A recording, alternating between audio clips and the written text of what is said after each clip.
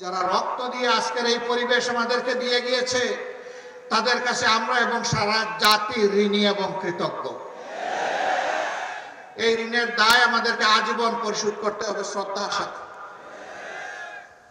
এরকম যত শহীদ বাংলাদেশে আছে, আমরা তাদের প্রতি কৃতজ্ঞ, আমরা তাদের কাছে ঋণী। সাংবাদিক বন্ধুরা আমাদেরকে প্রশ্ন করেছেন, আপনাদের দলের কতজন শহীদ হয়েছে?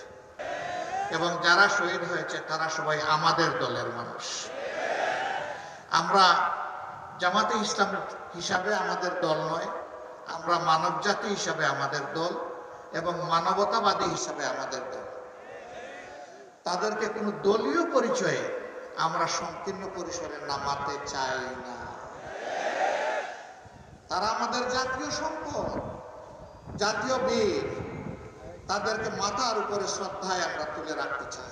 খুন গুমের সংস্কৃতি চালিয়ে ওদের পিপাসা নিবারণ হয়নি। শেষ পর্যন্ত 24-এর 1 জুলাই থেকে 5 আগস্ট এই সময়টা সারা বাংলাদেশে এরা মহাতাণ্ডব চালিয়েছে।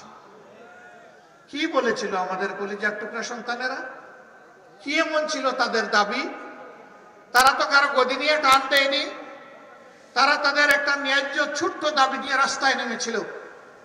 যাদের উপর গুলি করা হলো এরা যেন মানুষ নয়, এরা যেন বন জঙ্গলের পশু, পশু শিকার করে গুস্ত খাবে, এরকম মানসিকতা।